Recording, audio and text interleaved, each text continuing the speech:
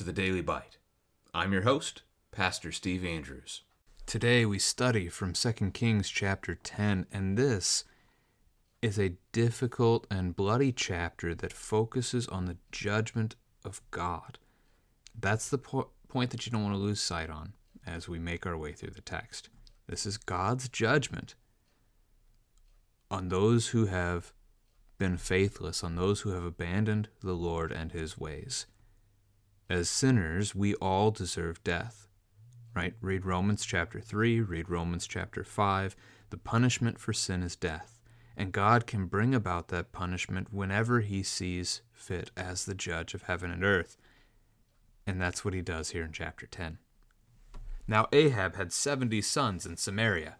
So Jehu wrote letters and sent them to Samaria, to the rulers of the city, to the elders, and to the guardians of the sons of Ahab, saying, Now then, as soon as this letter comes to you, seeing your master's sons are with you, and there are with you chariots and horses, fortified cities also, and weapons, select the best and fittest of your master's sons, and set him on his father's throne, and fight for your master's house.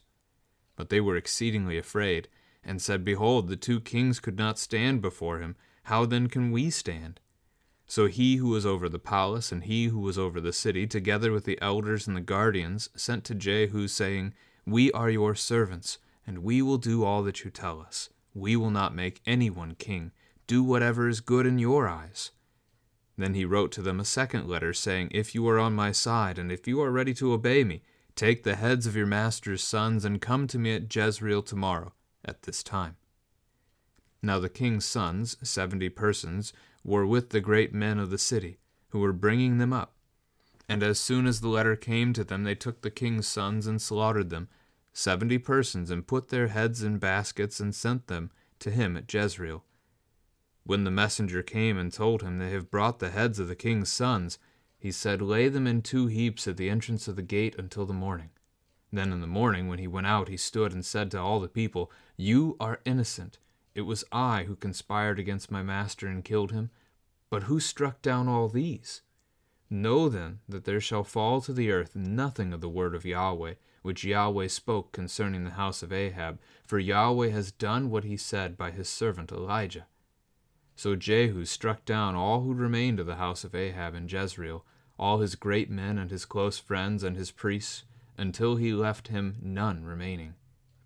Then he set out and went to Samaria. On the way, when he was at Beth-Eked of the shepherds, Jehu met the relatives of Ahaziah, king of Judah, and he said, Who are you?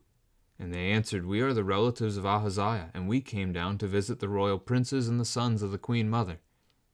He said, Take them alive. And they took them alive and slaughtered them at the pit of Beth-Eked, 42 persons, and he spared none of them.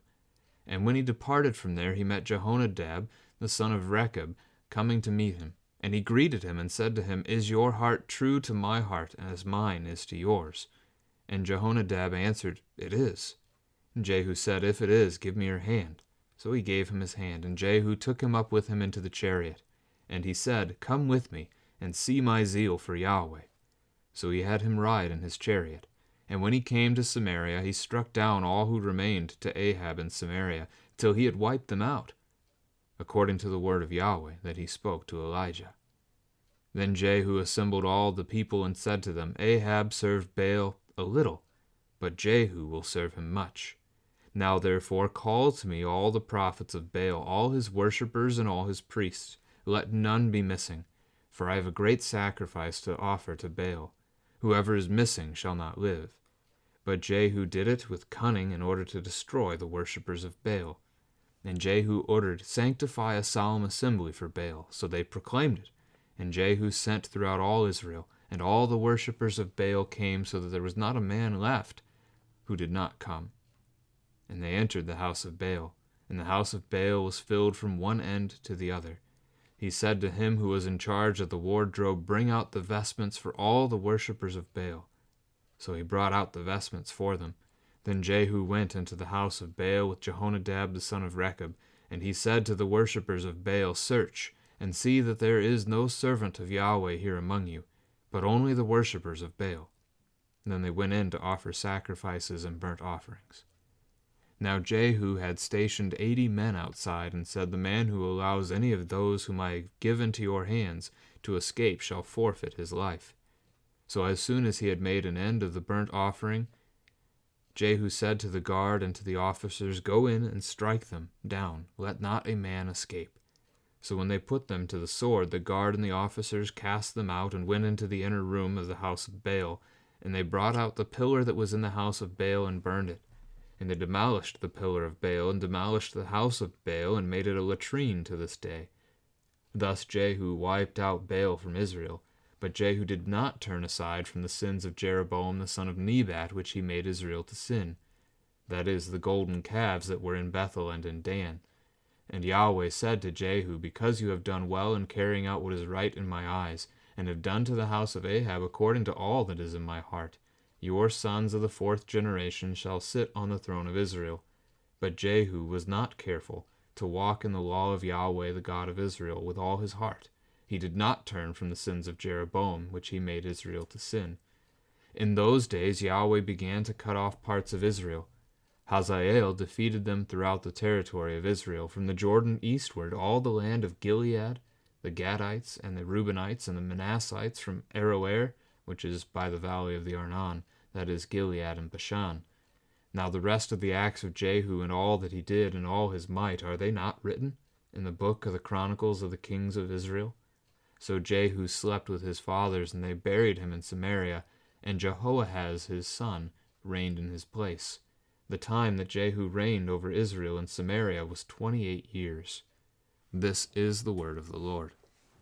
So again, a very blood-filled chapter that we have together. It is the judgment of God upon the house of Ahab, as he foretold back in 1 Kings chapter 21, verses 21 and 22.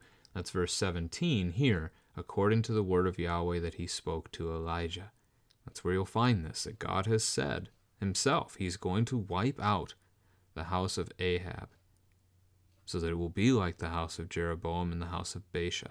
It will be eliminated entirely, cut off, not a male left alive. And that's what we see fulfilled in the course of this chapter. So it starts with learning that Ahab had 70 sons. Wow. I mean, consider that for a moment. That's a lot of children. I don't know of any family that even comes close to that in our era today. But Ahab did as king. Likely, of course, through multiple wives, but 70 sons. And Jehu sends a letter to the guardians of these sons, encouraging them to essentially have a competition, fight for the throne. Jehu is laying his claim to the throne. If any of the family of Ahab wants it, let them fight for it. And they don't. Verse 4, they were exceedingly afraid. They realized that Jehu took out 2 kings already. How could they stand against him? And so instead, all the leaders of the city together gather with the elders, the guardians, the palace head himself, whoever was in charge of the palace of King Ahab. And they give a good response. "We are your servants. We will do all that you tell us. We will not make anyone king. Do whatever is good in your eyes." They acknowledge him as king, which Yahweh has made him king. So this is right. He has the authority to do these things. He sends them a response that their first order, if they're on his side, is to kill all the sons of Ahab, all 70 of them, and send their heads to him. And they do it. Verse 7, they slaughter the sons of the kings, and they send their heads to Jezreel. Now, he leaves them outside as a visual for the people. Verse 9 is a bit odd. He says, "You are innocent," speaking to the people, so the people are innocent of the bloodshed. "It is I who conspired against my master and killed him." So Jehu takes credit for killing the king. But who struck down all these? So even though he's just declared that the people are innocent, he has now lumped together all of the leaders of Israel. Jehu and the leaders are working together.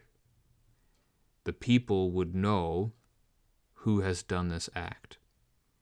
So even though the people have not shed blood, the leaders are on the same page as Jehu.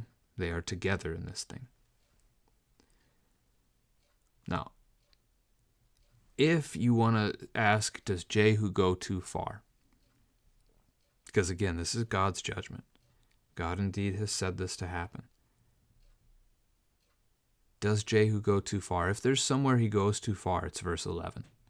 He strikes down all who remained of the house of Ahab in Jezreel, which he was supposed to do, all his great men and his close friends and his priests, until he left him none remaining.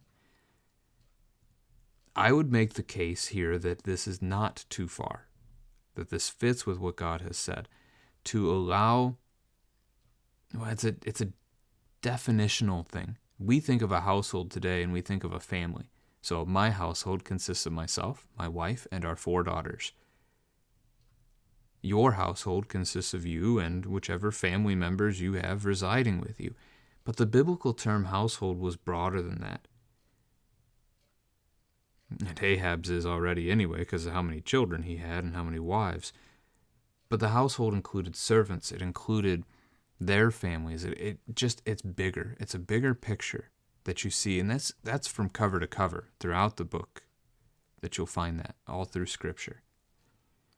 So verse 11, as Jehu has been instructed, as Yahweh has condemned the household of Ahab, it's the whole house. And Jehu carries that out. All his great men in the house, all of his close friends who would have been staying with him as people in his household, and his priests, who are false priests, right, to false gods. Jehu takes them all. Again, I think that is in line with what he was supposed to do. Verse 12, we get this mention of Beth Eked. That means in Hebrew, house of binding. It's where the shepherds bound sheep in order to have them sheared. Jehu meets the relatives of the Judean king, Judah's king, Ahaziah, and he slaughters them as well, 42 of them. Now, remember, Ahaziah has married into the house of Ahab. Well, his father did, right? So the families are intertwined at this point. Both kings are connected to Ahab's house. And so this spills over. Then we get Jehonadab. This is the first mention of Jehonadab that we've seen. And he is an ally to Jehu. They work together. So we pick him up quite literally in the chariot, right? Jehu extends his hand and brings him into his chariot. And he arrives in Samaria from Jezreel, so Samaria being the capital. He goes to Samaria and he strikes down anyone he finds remaining to Ahab. There is a reference in Hosea chapter 1, verse 4 that suggests that Jehu has gone too far, but not here. It's going to be for what we see later on, that Jehu is not faithful to God. So let me read that to you. This is from chapter 1, verse 4 of the book of Hosea. Yahweh said to him, to the prophet Hosea, "Call his name Jezreel, for in just a little while I will punish the house of Jehu for the blood of Jezreel, and I will put an end to the kingdom of the house of Israel." Now, I suggest to you that this is not for what we have just seen, because God is going to congratulate Jehu in this chapter on what he has done. Rather, for the sins that are mentioned of Jehu in that basically the same breath. We'll come to that here momentarily. But let's cover the prophets of Baal first. You can ask your kids here in verse 18, as you read 18 and 19, what's Jehu doing? He's lying, but he's doing it in order to trap all of the false prophets. He's baiting them. He's drawing them all out so that he can get rid of them all together. All of these worshipers of false gods who have abandoned Yahweh and are worshiping others, he's going to destroy them all. And it's the people too, right? Not just the priests. You see prophets, worshipers, and priests in verse 19. And the trick works. They fill the house of Baal. He kills all of them. And in verse 27, he destroys the pillar of Baal, which would have been the focal point of worship, almost like how the focal point of Christian worship, well, truly it would be the Lord's Supper, but we tend to think of it probably as the cross hanging above an altar in our churches. The pillar here is prominent. And so that gets destroyed, and then the whole house is destroyed, and they make it into a latrine. And according to the author of the book, it was still a latrine to the day that he wrote this book. So Jehu eliminates Baal worship from Israel. That's a positive, right? In God's judgment, this is what God told the Israelites to do when they claimed the promised land several hundred years earlier. They were supposed to drive all these pagan gods out. They were not allowing the people to live in the land with them, these foreign peoples, because those pagan practices would overcome them. But they fell anyway. They gave in. They did not drive everyone out. The pagan practices grew and grew and grew, and it's only been so ever since the start. But even though he did this good thing, Jehu did not turn aside from the sins of Jeroboam, the golden calves that are in Bethel and Dan. So false worship still remains. They're not worshiping Yahweh faithfully. And so we have another evil king over Israel. He's the 10th.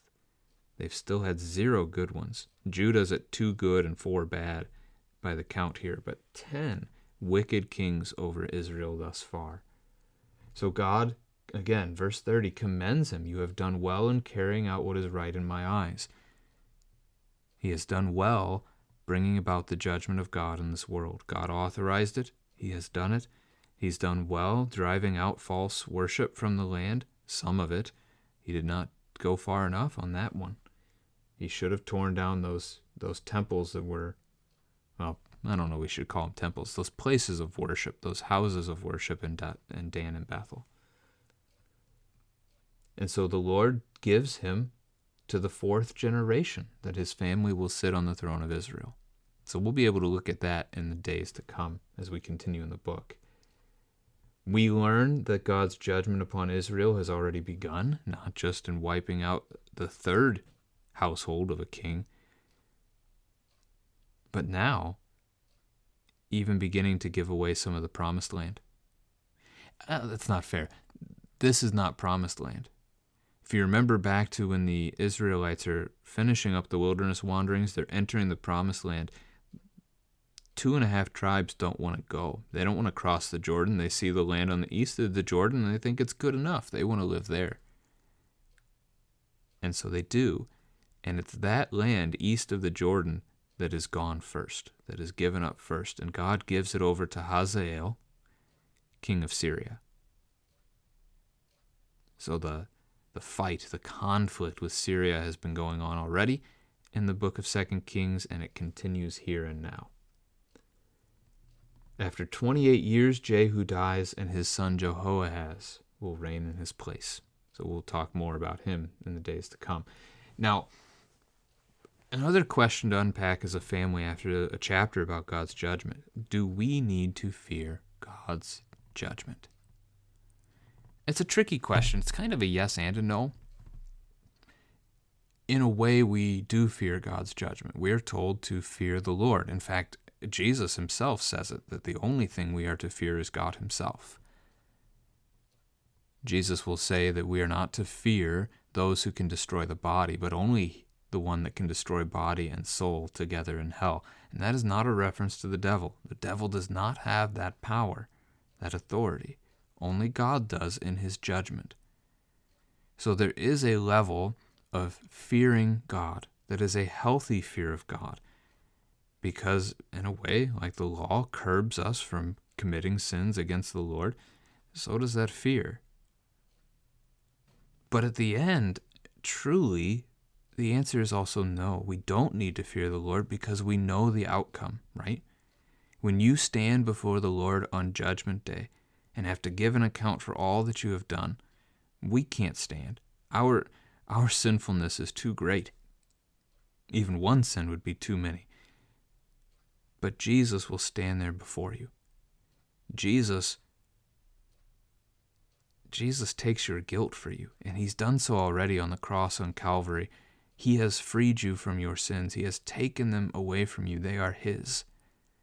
This is the beauty of the gospel. When you come to the gates of paradise, when you come to the judgment throne of God, he will see you as innocent because Christ has declared it to be true through his own blood shed for us. The judgment of God fell on his son instead of us. So it's a tricky question. Like I said, it's a yes and a no. The judgment of God, the righteous, the good fear of God is a good thing. But at the same time, we have the comfort of knowing who Christ is and what he's done for us.